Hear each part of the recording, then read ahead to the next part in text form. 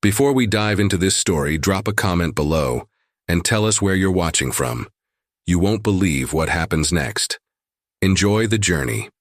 The word pregnant echoed through the small examination room at Millbrook General Hospital in Pennsylvania. Sarah Hartwell felt the floor disappear beneath her feet as she stared at her daughter. Ellie was only 10 years old. Just 10. Her little girl sat on the examination table, thin legs dangling, eyes wide with confusion and fear. Dr. Brennan Whitmore, a young physician who looked barely out of medical school, held up the ultrasound image with trembling hands. "Mrs. Hartwell, I know this is difficult to process, but the imaging is clear. We need to contact Child Protective Services immediately." "No," Sarah whispered, the word barely escaping her lips. "This is impossible. She's a child. She's my baby." Ellie's voice cracked as tears spilled down her pale cheeks. "Mommy, I don't understand. What's happening? Why is everyone looking at me like that?" But what nobody in that room knew, not the doctor, not the nurse taking notes in the corner, not the police officer who was already on his way, not the neighbors who would soon be whispering behind closed doors, was that the truth was far stranger than anyone could possibly imagine.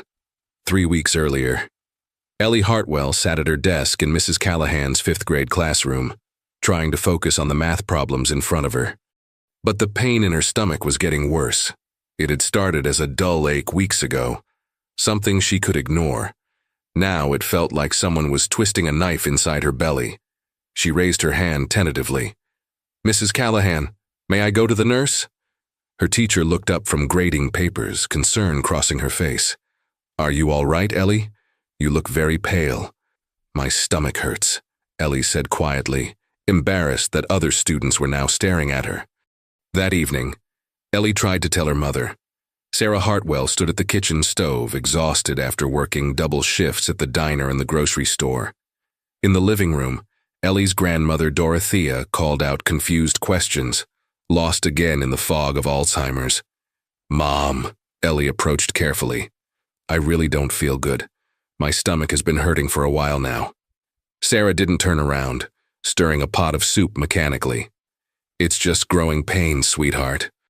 You're becoming a young lady. It happens to every girl your age." "But Mom, it really hurts." "Ellie, please." Sarah's voice held an edge of exhaustion. "I have to get dinner ready, give Grandma her medicine, and I have to be back at work in 3 hours. Can we talk about this later?" Ellie felt something inside her shrink. She whispered, "Okay," and walked away, feeling more alone than ever. The pain didn't stop. It got worse. Over the next 2 weeks, Ellie stopped eating lunch at school. Food made the pain sharper. Her friend Tessa noticed. So did Nurse Grayson, the school nurse, who saw Ellie coming to the health office more and more often. Then one Tuesday morning during gym class, it happened.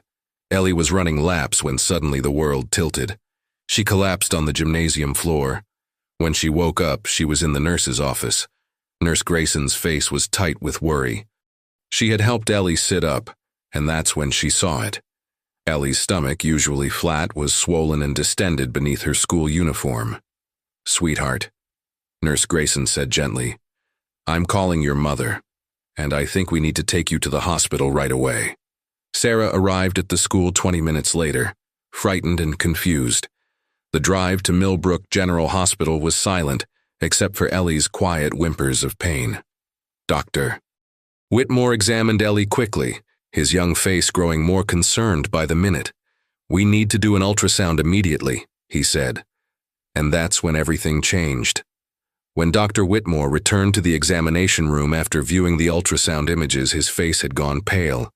He asked to speak with Sarah privately, but Sarah insisted Ellie stay. Whatever this was, they would face it together. That's when he said the word that would shatter their world. "Pregnant." The room spun. Sarah couldn't breathe. Ellie didn't even understand what the word meant in this context. All she knew was that her mother looked at her with an expression she'd never seen before. Shock, horror, and heartbreak all mixed together. "Someone needs to tell me what happened to this child," Dr. Whitmore said, and Sarah heard the accusation in his voice. Before Sarah could respond, Before she could think, before she could process any of this nightmare, the examination room door opened. Police officer stepped inside, followed by a woman in a gray suit carrying a briefcase. "Mrs. Hartwell, I'm Ms. Keegan from Child Protective Services. We need to ask you and Ellie some questions." Sarah's world was collapsing. And the worst part? The real truth, the truth that would shock everyone, hadn't even been discovered yet. Sarah couldn't move, couldn't think, couldn't breathe. The words Child Protective Services rang in her ears like an alarm she couldn't silence. Mrs. Keegan, a stern woman with sharp eyes behind wire-rimmed glasses, sat down across from Sarah and Ellie. She opened her briefcase and pulled out a stack of forms.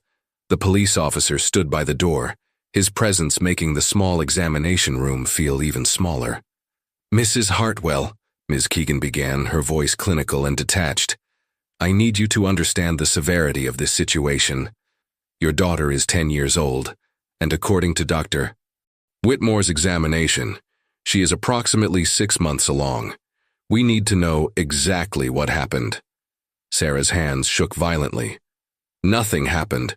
This is insane. There has to be a mistake with the test. There has to be." Dr. Whitmore stepped forward, holding the ultrasound image.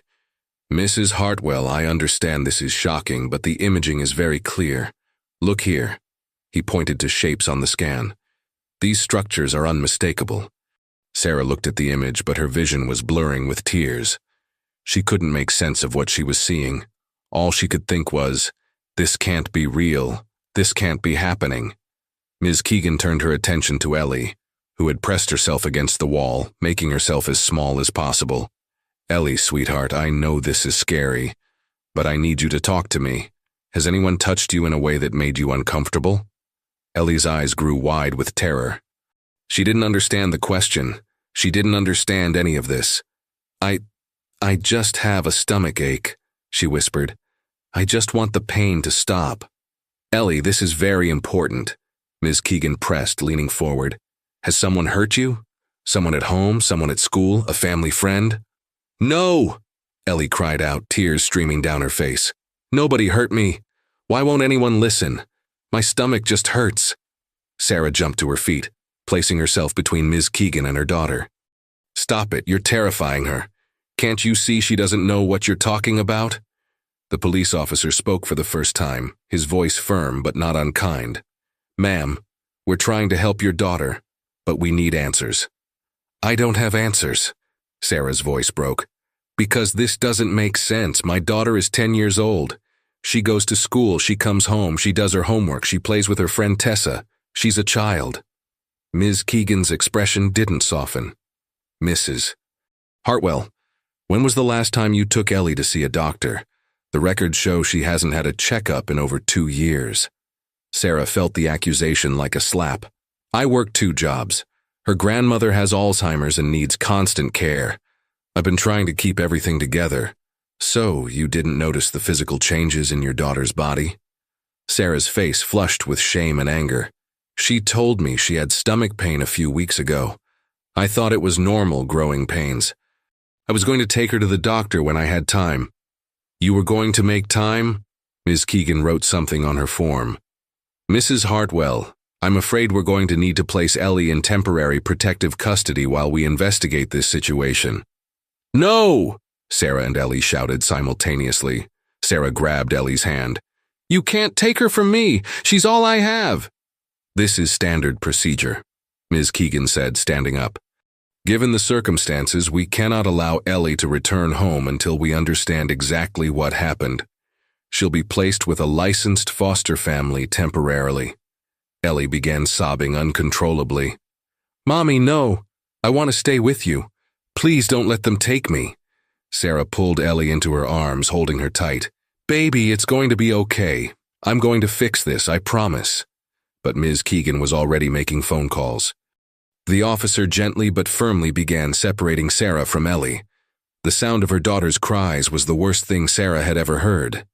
Dr. Whitmore, looking increasingly uncomfortable, spoke up. "Mrs. Hartwell, perhaps if you look at the ultrasound again, you'll understand why we have to take these measures." He held up the image once more, pointing to the shadowy forms inside. "This is very clear evidence." Sarah looked at the screen. The shapes seemed to swim before her eyes. The room started spinning. Her daughter's cries grew distant. And then everything went black. When Sarah opened her eyes, she was lying on an examination table in a different room. A nurse was checking her blood pressure. Her head pounded. "Where's Ellie?" Sarah tried to sit up. "Where's my daughter?" The nurse pressed her gently back down. "Mrs. Hartwell, you fainted. You need to rest." "Where is Ellie?" Sarah's voice rose to a scream. The nurse exchanged a look with someone outside the door. Ms. Keegan stepped in, her expression unchanged. "Your daughter has been transported to a temporary foster home. You'll be notified of your rights and the next steps in the investigation." Sarah had lost everything in the span of 1 hour, and somewhere across town, Ellie was crying for a mother who couldn't reach her. But neither of them knew that the real truth, the shocking truth that would change everything, was still hidden beneath layers of terrible misunderstanding. The foster home was quiet. Too quiet. Ellie sat on the edge of a bed that wasn't hers, in a room that smelled like lavender and felt like a prison. Her stomach still hurt, the same pain that had started all of this nightmare. Mrs. Lowell, the foster mother, was a kind woman in her 60s with gentle eyes and soft-spoken words. She brought Ellie a glass of water and a sandwich, but Ellie couldn't eat. Everything felt wrong. "Sweetheart," Mrs. Lowell said softly, sitting in a chair near the bed. "I know you're scared, but you're safe here. Nobody is going to hurt you." Ellie looked up with red, swollen eyes. "I want my mom. Please. I just want to go home." Mrs. Lowell's expression was sympathetic but firm. "I know, honey. But right now, the people making decisions think this is what's best for you. We have to trust the process." Trust? Ellie didn't trust anything anymore. The doctors didn't believe her when she said she didn't understand what was happening. The social worker looked at her like she was lying. Even her own mother had seemed different, scared of her. That night, alone in the unfamiliar room, Ellie couldn't sleep. The pain in her abdomen was constant now, a dull throb that wouldn't let her rest. She needed to understand what was wrong with her body. Mrs. Lowell had left a laptop on the desk, telling Ellie she could use it for homework. Instead, Ellie opened the browser and typed with trembling fingers, "Stomach pain swelling 10-year-old." The search results flooded the screen. Most were about normal growing pains, digestive issues, nothing helpful. But then Ellie saw something that made her heart stop, a medical article with images. She clicked on it, and what she saw made her breath catch. The pictures showed strange masses, tumors that contained things that shouldn't be there. Hair, teeth, tissue. The medical term at the top of the page read teratoma. The images were strange, unsettling. One showed an X-ray with what looked like a tooth inside someone's body. Another showed tissue that looked almost human. Ellie slammed the laptop shut, her heart racing. She ran to the bathroom and threw up, her whole body shaking. Whatever those things were, they were terrifying. She didn't want to know anymore. Meanwhile, across town, Sarah sat in her empty kitchen, surrounded by silence. Her mother, Dorothea, was already asleep. Sarah hadn't slept in 2 days. The knock on the door made her jump. She opened it to find Vera Mitchell, her oldest friend, standing on the porch with concern written all over her face. "Sarah, I heard what happened," Vera said, stepping inside. "The whole town is talking. I came as soon as I could." Sarah collapsed into Vera's arms, sobbing. "They took her, Vera. They took my baby, and I don't know how to get her back." Vera held her tight. "Listen to me, you need help, real help. I know a lawyer in Pittsburgh, Dana Colborn. She's tough as nails and she doesn't back down. Let me call her." Within an hour, Dana Colborn was on the phone with Sarah. Her voice was sharp, professional, and reassuring all at once. "Mrs. Hartwell, I've reviewed the basic facts of your case, and my first question is this. Did they do any tests besides that initial ultrasound?" Sarah wiped her tears. I don't think so. Dr. Whitmore just showed me the image and said it was clear. One ultrasound is not definitive for something this serious, Dana said firmly. And frankly, the circumstances are highly unusual. I'm going to demand a second opinion from a specialist. No competent doctor makes a diagnosis like this without multiple tests. Hope flickered in Sarah's chest for the first time since this nightmare began. You think they might be wrong? I think we need to investigate every possibility before we accept such an extraordinary claim. I'm also going to look into Dr. Whitmore's history. Stay by your phone, Sarah. We're going to fight this. The next morning, Dana called back with news that made Sarah's blood run cold. Dr. Brennan Whitmore has been practicing for only 18 months. In that time, he's had 2 formal complaints filed against him for diagnostic errors. Neither were as serious as this, but both involved misreading imaging results. Sarah gripped the phone tighter. So he could be wrong about Ellie? We're going to find out. I'm filing a motion demanding comprehensive medical testing from specialists. But Sarah, I need you to prepare yourself. The hospital is going to fight this. They've already made their diagnosis public record. Admitting they're wrong would open them up to serious legal consequences. The truth was buried beneath layers of fear, assumptions, and one doctor's terrible mistake. But someone was finally asking the right questions. The real battle was just beginning. The news spread through Millbrook like wildfire. In a town of barely 3,000 people, secrets didn't exist for long. By the second day, everyone knew about the Hartwell girl. Sarah discovered the cruelty of judgment when she arrived at her morning shift at Miller's grocery store. Her manager, Mr. Peterson, met her at the door with an uncomfortable expression.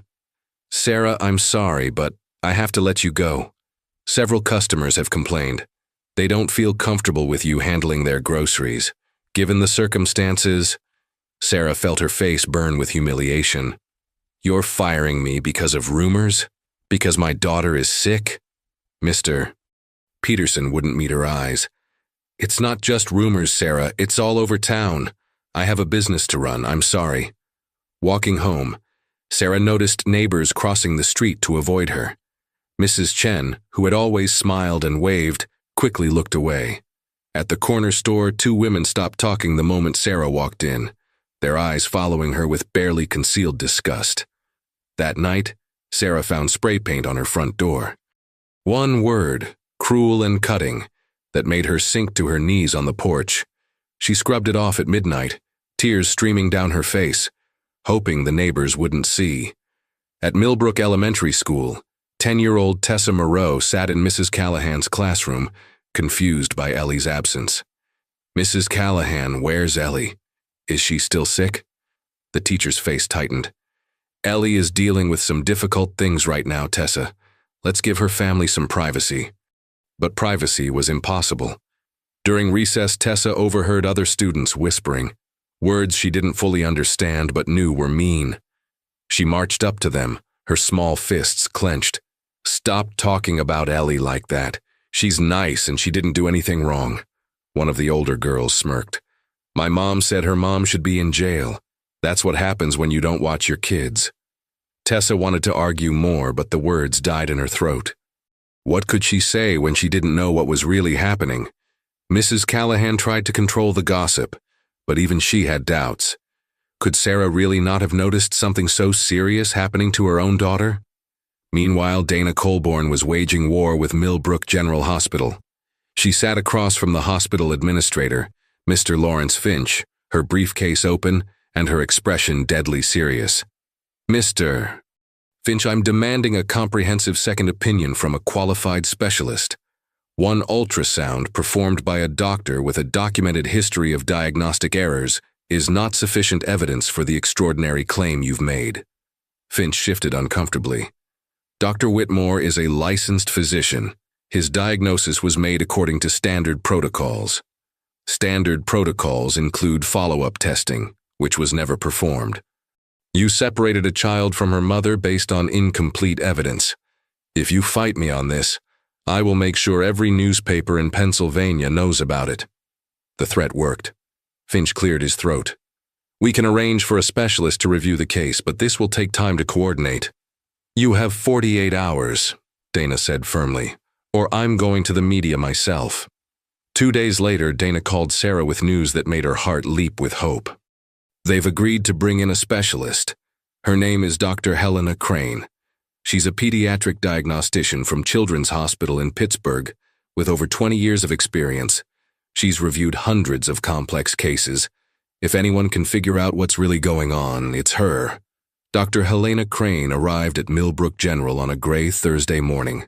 She was a tall woman in her 50s, with silver-streaked hair and eyes that missed nothing. She requested all of Ellie's medical records, the original ultrasound images, and complete privacy in her review. For 3 hours, she sat in a small office, studying every detail. She pulled up the ultrasound images on the computer, zooming in, adjusting contrast, comparing angles. And then she frowned. It was a deep frown, the kind that came from seeing something that didn't quite fit. She leaned closer to the screen, her eyes narrowing at specific structures in the image. "That's unusual," she murmured to herself. She picked up the phone and dialed Dr. Whitmore's extension. "Dr. Whitmore, this is Dr. Crane. I need to speak with you about your interpretation of this ultrasound immediately." Something was very, very wrong with the original diagnosis. Dr. Crane could see it, but what she was seeing instead was something she'd only encountered a handful of times in her entire career. And if she was right, everything was about to change. Dr. Helena Crane sat across from Sarah, Dana Colborn, and Ms. Keegan in a small conference room at Millbrook General. The fluorescent lights hummed overhead. Sarah's hands trembled in her lap. Dr. Crane spread several images across the table. "I've reviewed the original ultrasound multiple times, and I need to be very direct with you all. This imaging was misinterpreted." Sarah gasped. "You mean Ellie isn't—" "I mean, Dr. Crane interrupted gently but firmly. "That this ultrasound was read incorrectly. What I'm seeing in these images doesn't match the diagnosis Dr. Whitmore provided. But I cannot tell you definitively what it is, until we run much more detailed tests."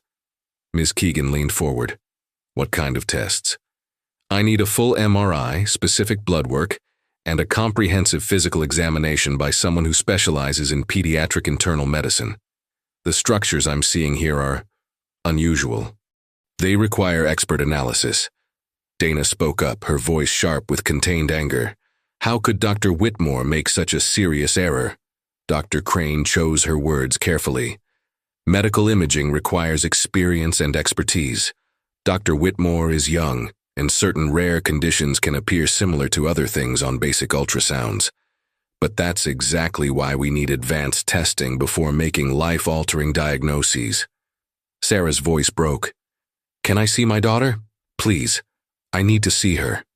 "Ms." Keegan hesitated, then nodded slowly. "I'll arrange a supervised visit at the foster home. But Ellie remains in protective custody until we have clear answers." That afternoon, Sarah sat in Mrs. Lowell's living room waiting. When Ellie walked in and saw her mother, she ran into Sarah's arms, sobbing. "Mommy, I want to come home. Please take me home." Sarah held her daughter tight, breathing in the familiar scent of her hair. "Baby, I'm working on it, I promise. The doctors are going to do more tests to figure out what's wrong." Ellie pulled back, her face pale and drawn. "My stomach still hurts so much. All the time now. It won't stop." Sarah looked at her daughter closely for the first time in weeks. Really looked. Ellie had dark circles under her eyes. Her skin had a grayish tinge. She looked thinner everywhere except her abdomen, which was noticeably swollen. "I'm so sorry I didn't listen before," Sarah whispered, tears streaming down her face. "When you told me you were in pain, I should have believed you. I should have taken you to the doctor right away. I failed you." Ellie's lower lip trembled. "I just wanted someone to believe me. I tried to tell you. I tried to tell everyone. I know, sweetheart, I know, and I'm going to make this right, I promise you." They held each other until Ms. Keegan said the visit was over. The goodbye was agonizing. That night, at 2 in the morning, Mrs. Lowell's phone rang. It was Ellie, crying out in pain so severe she couldn't stand. Mrs. Lowell found her curled in a ball on the bathroom floor, her face twisted in agony. "We're going to the hospital right now." Mrs. Lowell said, already grabbing her car keys. At Millbrook General's emergency room, Dr. Crane happened to be finishing a late consultation. When she saw Ellie wheeled in, writhing in pain, her expression turned grave. She examined Ellie quickly, her hands gentle but efficient. She checked Ellie's abdomen and felt the swelling. She looked at Ellie's vital signs. Then she made a decision. "We're admitting her immediately. I'm ordering emergency blood work and an MRI for first thing in the morning. We can't wait any longer." She called Sarah herself. "Mrs. Hartwell, Ellie is in significant pain. I'm keeping her here overnight. You should come." Whatever was inside Ellie's body was getting worse. The clock was ticking, and Dr. Crane had a terrible suspicion about what they were dealing with. Something rare, something dangerous, and something that should never have been mistaken for anything else. Sarah sat beside Ellie's hospital bed through the long night, holding her daughter's hand while IV fluids dripped steadily into her arm. Ellie slept fitfully, whimpering in her sleep whenever the pain medication started to wear off. At 6 in the morning, orderlies came to take Ellie for her MRI.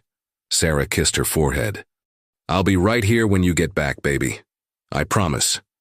The advanced imaging took over an hour. Sarah paced the hallway, drinking terrible coffee from the vending machine, jumping every time a door opened. Dr. Crane emerged from the imaging department with a thick folder of results. "Mrs. Hartwell, the MRI is complete. I need several hours to review everything thoroughly. Why don't you try to rest?" But Sarah couldn't rest. She called Vera, who arrived with fresh clothes and food Sarah couldn't eat. Then Vera suggested something Sarah hadn't considered. "You need help processing all of this," Vera said gently. "I know a therapist, Dr. Maya Torres. She specializes in helping parents through medical crises. Maybe talking to someone would help you think clearly." Sarah met with Dr. Torres that afternoon in a quiet office down the hall. The therapist was a warm woman in her 40s with kind eyes. "Sarah, tell me what you're feeling right now." The words poured out. "I'm terrified. I'm angry at myself. I keep replaying all the times Ellie tried to tell me she was sick and I was too busy, too tired, too overwhelmed to really listen. What kind of mother does that?" "A human one," Dr. Torres said softly. "A mother who was doing her best while juggling impossible circumstances. The question now isn't what you did wrong. It's what you're going to do moving forward." Sarah wiped her eyes. "I'm going to listen. Really listen. Not just hear words, but understand what my daughter needs, even when she can't say it perfectly." Meanwhile, miles away in Pittsburgh, Dr. Crane sat alone in her office late into the night. The MRI images glowed on her computer screen.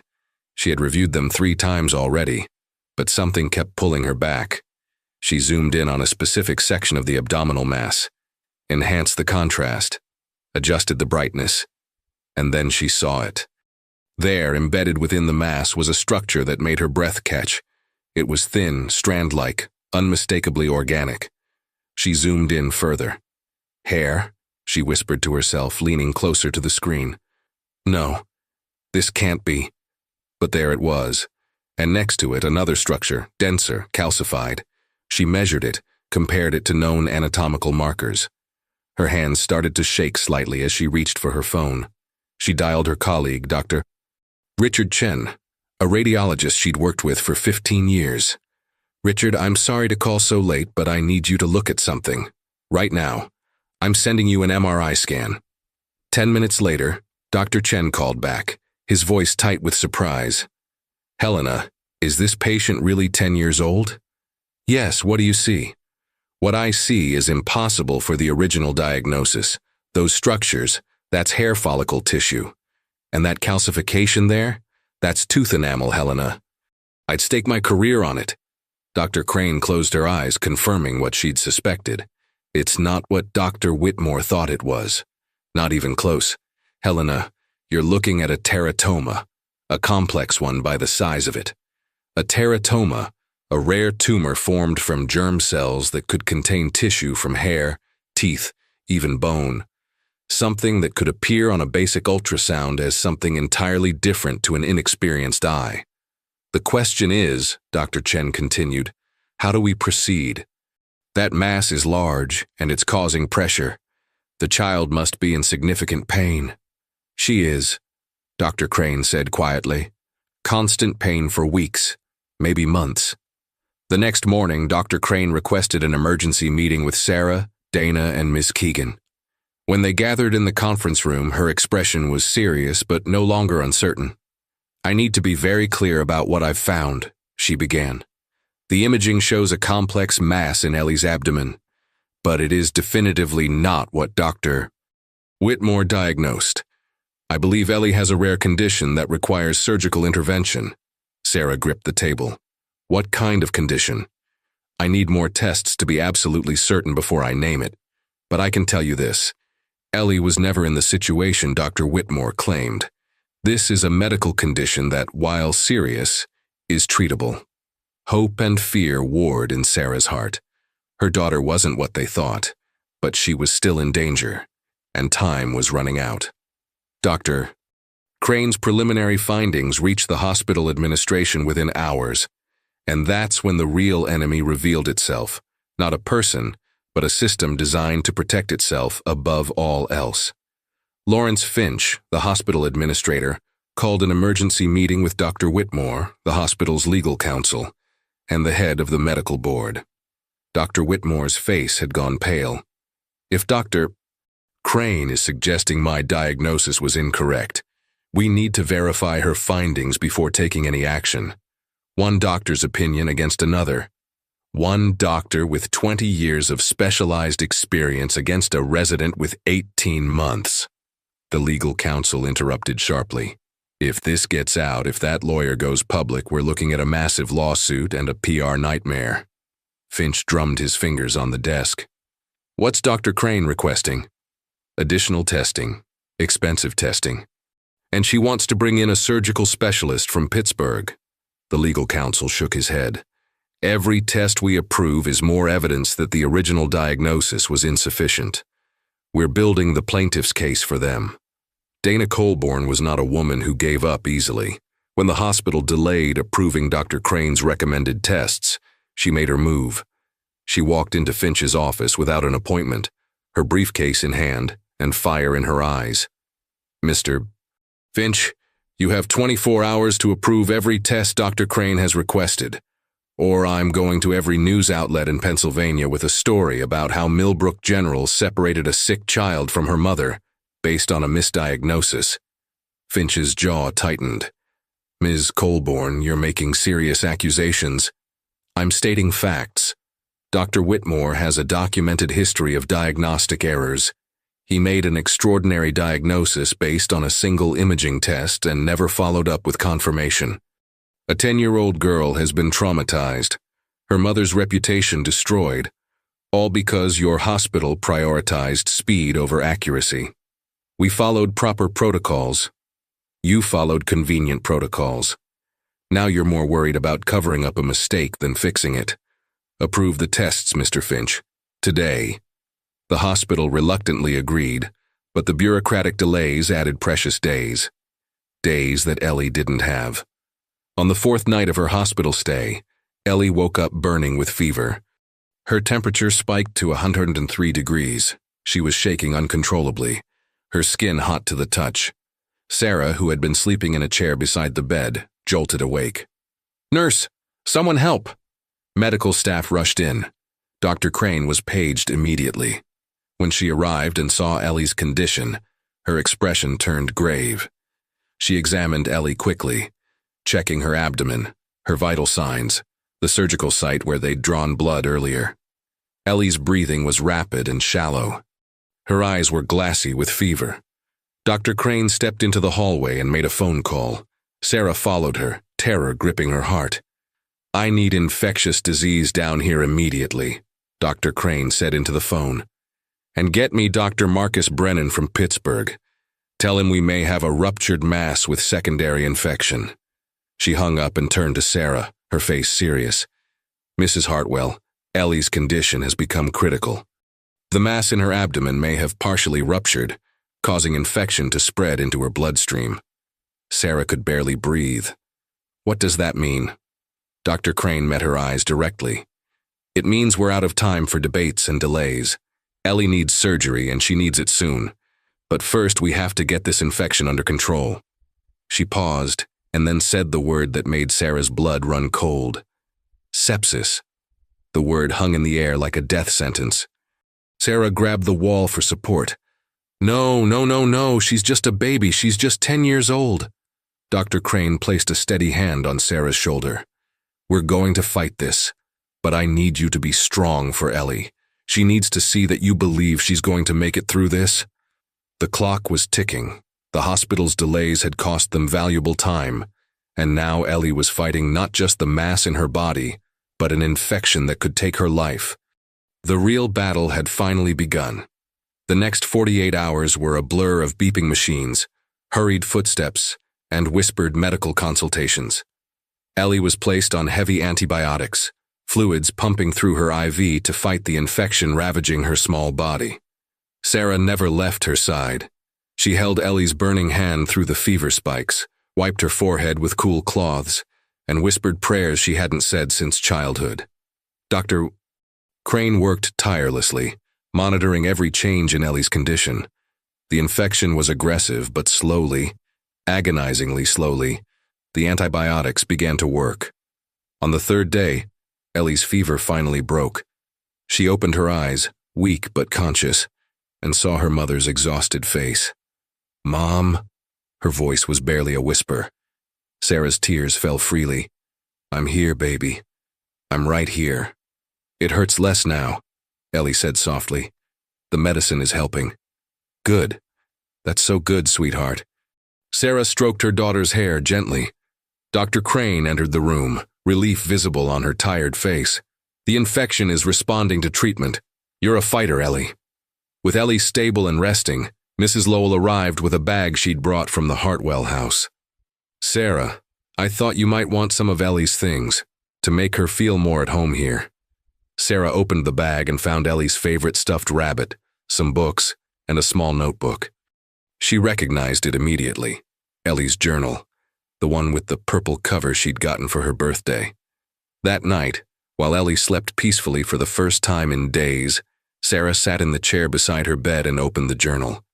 She needed to understand, to see what she'd missed. The first entry was from 3 months ago. "My tummy hurts today. I told Mom, but she said it's just growing pains. Maybe she's right. I hope it goes away soon." Sarah's heart clenched. She turned the page. "The pain is worse. I don't want to eat anymore because it makes it hurt more. Tessa asked why I don't eat lunch. I said I wasn't hungry. That's not true. I'm scared." The entries continued, each one a cry for help that Sarah hadn't heard. "I tried to tell Mom again. She was tired. Grandma had a bad day. I don't want to be another problem. Mrs. Callahan asked if I was okay. I said yes. Nobody really listens anyway. They just ask to be nice." I drew a picture of how the pain feels. Like something is growing inside me and taking up all the space. I'm scared to show anyone. What if they think I'm being dramatic? Sarah found the drawing. A simple sketch of a little girl with a dark mass in her stomach, tears falling from her eyes. The date was 6 weeks ago. The tears came then, hot and relentless. Sarah sobbed quietly, her hand covering her mouth so she wouldn't wake Ellie. Her daughter had been terrified, in pain, feeling invisible for months. And Sarah had been too overwhelmed, too distracted, too exhausted to see it. "I'm so sorry," she whispered to her sleeping daughter. "I'm so sorry." She made a vow then, one she would never break. "From this moment forward I will listen, not just to words but to silence, not just to what you say but to what you're afraid to say. I will see you, Ellie. I will always see you." The next morning, Dr. Crane knocked softly before entering. She looked more hopeful than Sarah had seen her yet. "The infection is under control. Ellie's strong enough now for the comprehensive MRI I've been requesting. We're scheduled for this afternoon." Sarah stood. "And then you'll know for certain what's wrong?" "Then I'll know exactly what we're dealing with," Dr. Crane confirmed, "and we can finally make a plan to fix this." That afternoon, Ellie was wheeled down for the advanced imaging. Sarah waited in the hallway, Vera sitting beside her for support. An hour passed, then another. Finally, Dr. Crane emerged from the imaging department, and she wasn't alone. A radiologist Sarah hadn't met was with her, both of them staring at a tablet screen. Dr. Crane looked up, and her expression was intense. "Mrs. Hartwell, I need you to come with me, right now." The moment of truth had arrived. After weeks of pain, fear, and terrible misunderstanding, the real answer was finally within reach. But was Sarah ready to hear it? "Doctor." Crane led Sarah into a private consultation room and closed the door. She placed the tablet on the table, the MRI images glowing on the screen. "Mrs. Hartwell, I'm going to show you something, and I need you to stay calm." Dr. Crane's voice was steady but serious. "The mass in Ellie's abdomen is not what Dr. Whitmore diagnosed. It was never that." Sarah leaned forward, staring at the grayscale images. "Then what is it?" Dr. Crane pointed to specific structures within the mass. "These are highly unusual formations. This here appears to be organized tissue, and this density," she zoomed in. "This is consistent with calcification, possibly dental material." Sarah's mind reeled. "Dental? Like teeth? I don't understand." "I have a strong theory about what this is, but I need a surgical biopsy to confirm it definitively. And I need a specialist surgeon from Pittsburgh to perform it. This isn't something Dr. Whitmore or anyone on staff here is qualified to handle." Hope flickered in Sarah's chest. "So Ellie she was never—" "No," Dr. Crane said firmly. "She wasn't. This is a medical condition, a rare one but treatable.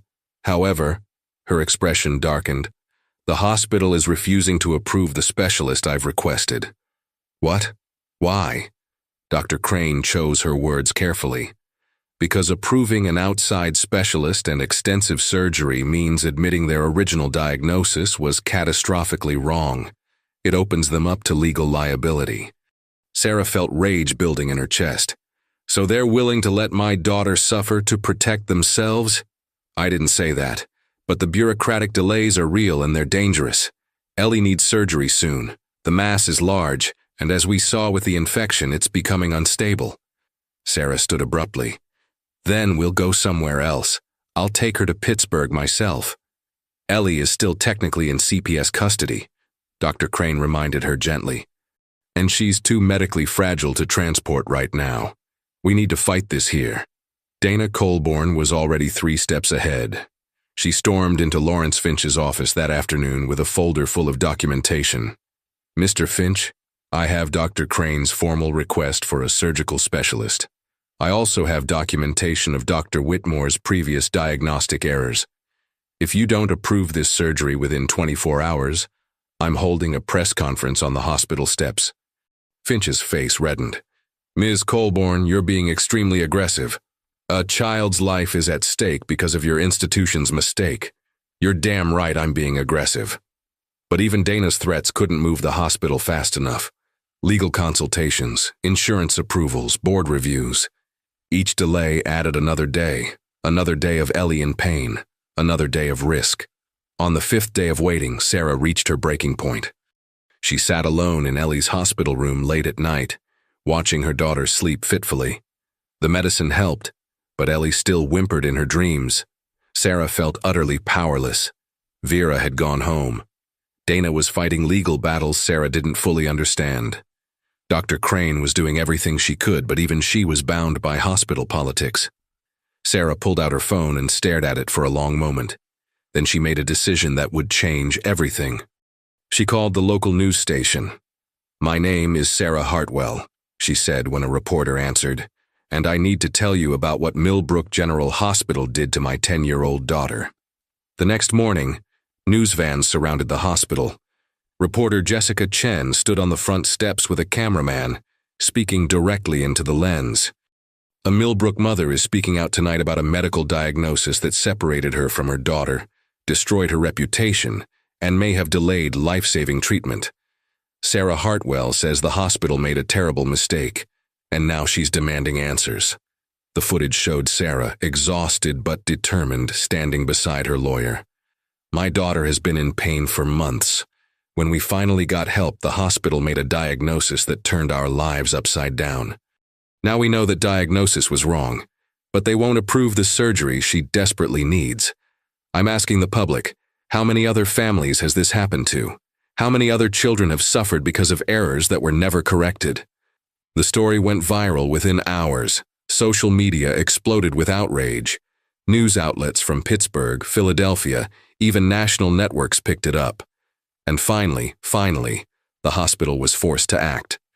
Lawrence Finch called an emergency press conference. Millbrook General is committed to patient care above all else. We are approving the surgical consultation and any necessary procedures for Ellie Hartwell immediately. The system had betrayed them, but Sarah had found her voice, and in doing so, she'd given Ellie the chance she desperately needed. The truth was coming, and nothing could stop it now. Within 24 hours of Sarah's news interview, everything changed. The hospital approved the specialist. Insurance obstacles mysteriously vanished. Suddenly, the system that had fought against them was moving at lightning speed. Dr. Marcus Brennan arrived from Children's Hospital of Pittsburgh on a Wednesday morning. He was a distinguished surgeon in his 50s with steady hands and a reputation for handling the most complex pediatric cases in the state. He met with Dr. Crane first, the two of them closeted in a conference room with Ellie's complete medical files spread across the table. "Show me what you're seeing, Helena," Dr. Brennan said. Dr. Crane pulled up the most recent MRI on the large monitor. The mass is approximately 8 centimeters located in the lower abdominal cavity. But look here. She zoomed in on a specific section. Dr. Brennan leaned closer, his experienced eyes scanning the enhanced image. "That's organized tissue structure." "Exactly. And this," Dr. Crane highlighted another area, "is consistent with hair follicle tissue. I'd stake my career on it." Dr. Brennan adjusted the contrast, studied another section. His expression shifted from curiosity to certainty. "And this calcification here. Helena, that's tooth enamel. I've seen it before in dermoid cases." The word hung in the air between them. "A teratoma," Dr. Crane said quietly, finally naming what she'd suspected for days. "A mature cystic teratoma. Probably ovarian in origin." Dr. Brennan nodded slowly, his jaw tight. "Which means this child was never in the situation Dr. Whitmore claimed. This is a germ cell tumor containing differentiated tissue. It can look unusual on basic ultrasound to an untrained eye, but this," he gestured to the images, "this should never have been misdiagnosed this catastrophically. How do we proceed?" "Surgical removal, as soon as possible. The mass is large, it's caused infection once already, and it's putting pressure on surrounding organs. Every day we wait increases the risk of complications." That afternoon, Dr. Brennan met with Sarah and Ellie together. He pulled up a chair beside Ellie's bed, speaking directly to her with the respect he'd give an adult patient. "Ellie, I'm Dr. Brennan. I'm a surgeon and I'm here to help you. Can I explain what I think is making you sick?" Ellie nodded nervously, holding her mother's hand. "Inside your body there's a growth, a tumor. But it's not the kind of tumor that spreads or makes you very sick in that way. It's called a teratoma. It's made of different kinds of tissue that grew in the wrong place. Sometimes these tumors can have hair or even tiny teeth inside them." Ellie's eyes widened. "Teeth inside me? It sounds strange, I know, but it's something that happens naturally sometimes.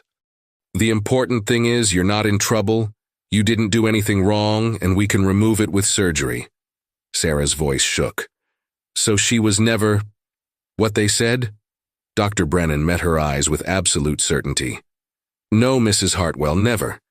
This is a medical condition that should have been diagnosed correctly from the start. What happened to you and your daughter was a terrible mistake." The relief that washed over Sarah was so powerful she had to grip the bed rail to stay standing. Tears poured down her face. Ellie looked up at her mother with wide, uncertain eyes. "So I'm not bad. None of this was my fault." Sarah sat on the bed and pulled Ellie into her arms. "No, baby. None of this was ever your fault. You were sick, and you tried to tell us, and we didn't listen. That's on us. On me. I'm so sorry." "I was so scared," Ellie whispered. "I didn't understand what was happening." I know you were." Sarah held her daughter close, finally understanding the depth of fear and confusion Ellie had been carrying alone. Dr. Brennan gave them a moment, then continued gently. Ellie, I need to be honest with you about the surgery. It's going to be difficult. The tumor is large and it's been there for a while. I'll need to be very careful removing it so I don't damage the healthy parts around it. You're going to need to be very brave. Ellie wiped her eyes. Will the pain stop after? The stomach pain that never goes away. Yes, Dr. Brennan promised. Once we remove the tumor, the pain will stop. Ellie took a deep breath and looked at her mother. I trust you, Mom. If you think I should do the surgery, I'll do it. Sarah's heart broke and mended at the same time. After everything, the separation, the fear, the terrible accusations, her daughter still trusted her. I think you should, Sarah said softly. Dr. Brennan is going to help you get better. The surgery was scheduled for 2 days later. The truth was finally clear. But the most dangerous part of the journey was still ahead, and Ellie would need every ounce of courage she had to face it. The night before the surgery, Ellie's hospital room became a place of quiet courage and love. Mrs. Lowell arrived first, carrying Ellie's favorite stuffed rabbit she'd left at the foster home. I thought you might want Mr. Hoppy with you tomorrow, she said, placing the worn bunny in Ellie's arms. Tessa Moreau came next, her parents finally allowing the visit now that the truth was public. She carried a card signed by everyone in Mrs. Callahan's 5th grade class. We miss you, Ellie, Tessa said shyly. Everyone wants you to come back to school. Ellie opened the card and read the messages.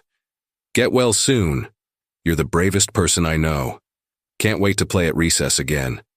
Her eyes filled with tears, but they were good tears this time. Mrs. Callahan stopped by after school, bringing homework assignments. Not because you need to do them now, she explained with a warm smile, but so you know you have a place waiting for you when you're ready. Even Vera brought something, a framed photo of Sarah and Ellie from 2 years ago, both of them laughing at a summer picnic. To remind you both of all the good moments ahead, Vera said. As evening settled in and the visitors left, Sarah pulled a chair close to Ellie's bed. She picked up the same storybook she'd read to Ellie when she was small. The Velveteen Rabbit. Really, Mom? I'm 10, Ellie said, but she was smiling. Humor me, Sarah replied, opening to the first page. As Sarah read, Ellie's eyes grew heavy. The familiar words, her mother's gentle voice, the comfort of being together, it all wrapped around her like a blanket. When Sarah reached the part about becoming real through being loved, Ellie interrupted softly. Mom, after the surgery, will things be different? Sarah put the book down. What do you mean, sweetheart? Will you really listen when I tell you things, even when you're busy? Sarah took Ellie's hand in both of hers. Yes, I promise you, Ellie. I will always listen. Always. You are the most important thing in my life, and I'm going to prove that to you every single day. I forgive you, Mom, Ellie whispered, for not hearing me before. Sarah's tears fell freely. Thank you, baby. That means everything to me. Later that night, Dr. Crane stopped by to explain exactly what would happen the next morning. She spoke directly to Ellie, treating her with respect and honesty. The surgery will take several hours. When you wake up, you'll be sore, but the pain you've been living with, that deep, constant pain, that will be gone. The tumor will be out of your body forever. And you'll be there, Ellie asked, with Dr. Brennan? Every single moment, Dr. Crane promised. You won't be alone. As midnight approached, Sarah lay down on the small cot the nurses had brought in. She watched Ellie sleep, her small chest rising and falling peacefully. Tomorrow would bring the biggest challenge yet, but tonight they had each other, and that was enough. Just before dawn, a nurse came to prepare Ellie for surgery. Ellie was sleepy but brave as they wheeled her bed toward the operating room. Sarah walked alongside, holding her hand until the last possible moment. At the double doors to the surgical wing, Ellie looked up at her mother. I love you, Mom. I love you more than anything in this world, Sarah replied, kissing her forehead. I'll see you so soon, baby. Be brave. The doors closed, and Ellie disappeared behind them. The longest wait of Sarah's life had begun. The surgical waiting room was painted a pale yellow, meant to be calming. To Sarah, it felt like a cage. Vera sat beside her, offering coffee Sarah couldn't drink. Dana checked her phone for updates that weren't coming. Mrs. Lowell prayed quietly in the corner, her worn rosary bead sliding through her fingers.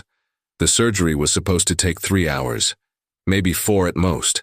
3 hours passed, then 4. Sarah watched the clock on the wall, each tick of the second hand feeling like an eternity.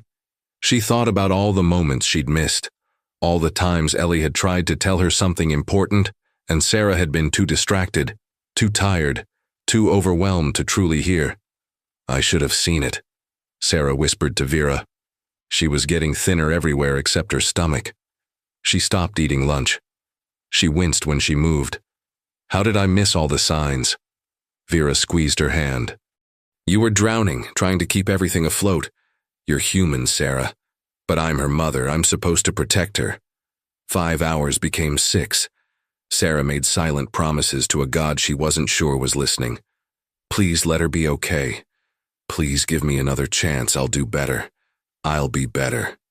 She promised herself that if Ellie came through this, everything would change. No more putting work before her daughter. No more being too tired to listen. No more assuming Ellie's concerns were small just because she was small. She would learn to hear not just words, but silence. To see not just smiles, but the pain hiding behind them. At hour 7, a nurse finally emerged from the surgical wing. "Family of Ellie Hartwell?" Sarah jumped to her feet, her heart pounding so hard she thought it might break through her ribs. "Yes, is she?" "Dr. Brennan wanted me to update you. The surgery is taking longer than anticipated. There were complications with the positioning of the mass, but Ellie is stable. He needs more time to complete the procedure safely." Sarah felt her legs weaken. Vera caught her arm, steadying her. "How much longer?" Dana asked. "At least 2 more hours, possibly 3. Dr. Brennan is being extremely careful." The nurse left and Sarah sank back into her chair. 2 more hours, maybe 3. Her baby had been under anesthesia for 7 hours already. The afternoon light fading through the windows felt like a countdown to something Sarah couldn't name. Hope or heartbreak, she didn't know which. More time passed in agonizing slowness. Sarah paced, sat, stood, paced again. She wore a path in the waiting room carpet. At hour 9, the double doors finally opened. Dr. Brennan emerged, still in his surgical scrubs. Dr. Crane was right behind him. Their faces were impossible to read. Exhaustion, intensity, something else Sarah couldn't identify. Sarah couldn't move, couldn't breathe. The room tilted slightly. Dr. Brennan walked toward her slowly, and in that endless moment before he spoke, Sarah lived 1,000 different futures, some filled with joy, others with unbearable loss. Everything hung in the balance of the next words he would say. Dr. Brennan stepped closer to Sarah. There were traces of the long surgery still visible on his tired face. He took a deep breath before speaking. "Mrs. Hartwell, the surgery was extremely complex. It took much longer than we anticipated because of how the mass had grown and where it was positioned." Sarah's voice came out as barely a whisper. "Is she alive?" "Yes," Dr. Brennan said firmly. "Ellie is alive. We successfully removed the entire mass. It was a mature cystic teratoma, a tumor approximately the size of a large orange. Inside it, we found exactly what Dr. Crane suspected: organized tissue including hair follicles, calcified tooth structures, and fatty tissue." Dr. Crane added gently, "This type of tumor develops from cells that have the potential to become any type of tissue. Under no circumstances should it have ever been mistaken for anything else." Relief flooded through Sarah so powerfully that her knees buckled. Vera caught her, held her steady. "So, she's going to be okay?" Sarah asked, tears streaming down her face. "Doctor?" Brennan's expression grew more serious. "Ellie lost a significant amount of blood during the procedure. We've given her transfusions, and she's in recovery now. But the next 24 hours are critical. There was considerable trauma to the surrounding tissue, and her body has been through an enormous ordeal. Can I see her?" "Briefly, but I need to prepare you. She's heavily sedated and connected to several machines monitoring her vital signs. She won't be awake for several more hours. Sarah nodded, wiping her tears. I just need to see her, to know she's really okay. Dr. Crane led Sarah down a quiet hallway to the recovery room. Through the window, Sarah could see her daughter lying in a hospital bed, looking impossibly small beneath white sheets. When Sarah entered the room, the steady beep of the heart monitor was the most beautiful sound she'd ever heard. Ellie's face was pale, almost translucent, but peaceful. No more lines of pain creasing her forehead. No more tension in her small body. Sarah carefully took Ellie's hand, mindful of the IV lines. You did it, baby, she whispered. You were so brave. The pain is gone now. It's finally gone. She stayed there for 20 minutes, just watching her daughter breathe, thanking God or fate or whatever force had brought them through this nightmare. A nurse gently touched her shoulder. Mrs. Hartwell, we need to let her rest now. You can come back in a few hours. Sarah kissed Ellie's forehead softly. I love you. I'll be right outside if you need me. Back in the waiting area, Sarah finally allowed herself to feel the full weight of relief. Dana hugged her. Vera cried happy tears. Even stoic Mrs. Lowell smiled. She's going to make it, Sarah said, almost unable to believe it. My baby is going to be okay. The group decided to rest in shifts, taking turns watching over Ellie. Sarah refused to go home, instead settling into the family waiting room with a blanket Vera brought from the car. At 2 a.m, Sarah finally dozed off, exhausted beyond measure. She was jolted awake by the sound of rapid footsteps and urgent voices. Alarms were beeping loudly from down the hall, from Ellie's room. Nurses rushed past, moving with controlled urgency. Sarah jumped to her feet and ran after them. Through the window of Ellie's recovery room, she could see medical staff surrounding her daughter's bed. The monitors showed numbers Sarah didn't understand, but the frantic activity told her everything she needed to know. Something was wrong. Terribly wrong. Sarah was pushed back as Dr. Crane rushed into the room, her face focused and intense. 2 other nurses followed, moving with practiced urgency around Ellie's bed. What's happening? Sarah tried to enter, but a nurse gently held her back. Please, Mrs. Hartwell, let them work. Through the window, Sarah watched helplessly as Dr. Crane checked Ellie's vital signs, examined the surgical site, barked orders to the nurses. The machines beeped faster, numbers flashing in patterns Sarah couldn't decipher. Vera appeared beside Sarah, wrapping an arm around her shaking shoulders. She's going to be okay. She has to be. Minutes felt like hours. Sarah watched Dr. Crane work with steady hands, speaking calmly to the team even as they moved quickly. She saw bags of fluid being hung, medications being administered through the IV. Finally, after what seemed like an eternity, the frantic pace in the room began to slow. The beeping of the monitors stabilized into a steadier rhythm. Dr. Crane emerged from the room, exhaustion etched deep into her features. But when she saw Sarah's terrified face, she offered a small, tired smile. She's stable. We had internal bleeding from the surgical site, a complication we always watch for after complex procedures. But we've stopped it. Ellie's going to be all right. Sarah's legs gave out completely. She sank to the floor, sobbing with relief so overwhelming she couldn't stand. Dr. Crane knelt beside her. Sarah, listen to me. The worst is over. Ellie is a fighter. She's been fighting this for months, and she's not giving up now. Over the next 2 days, Ellie slowly improved. Her color returned.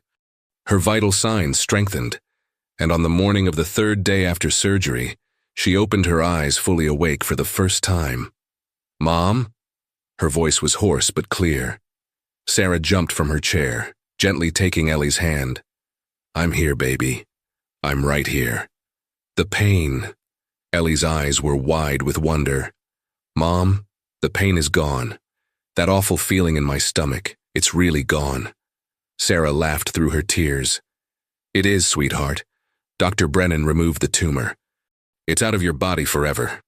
The truth of what had happened spread through Millbrook like wildfire, but this time the news brought shame instead of judgment.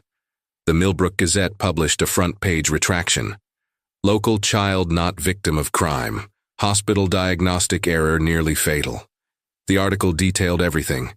Dr. Whitmore's misdiagnosis, the hospital's attempts to delay proper treatment, and the teratoma that should never have been confused with anything else.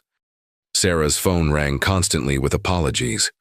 Neighbors who had crossed the street to avoid her now left flowers on her porch. Mr. Peterson from the grocery store called personally, offering her job back with a raise. The church community, who had whispered and judged, now organized meal deliveries and fundraisers to help with medical bills. But the most significant change came from the hospital itself. Dr. Whitmore was placed on administrative leave, facing a formal investigation by the medical board. Lawrence Finch issued a public apology and announced new protocols for second opinions on complex cases. And Dr. Crane?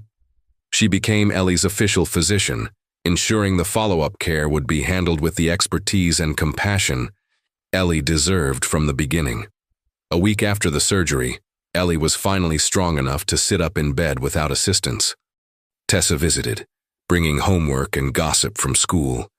Mrs. Callahan stopped by with books. Even Ms. Keegan from Child Protective Services came to formally close the case and apologize. "Ellie," Ms. Keegan said quietly, "I'm so sorry for what you went through. The system failed you badly." Ellie, with a maturity beyond her 10 years, simply nodded. "I just want to go home now."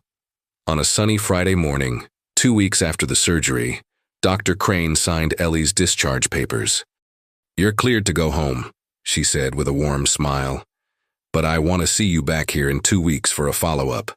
And Ellie, if you ever feel any pain, any discomfort, anything that worries you, you tell your mom immediately, and she'll listen. Won't you, Sarah?" "Always," Sarah promised, her hand firmly holding Ellie's. The nightmare was finally over. The truth had emerged from the darkness.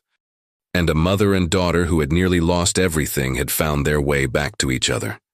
3 months later, Ellie sat in Mrs. Callahan's classroom, laughing with Tessa during recess.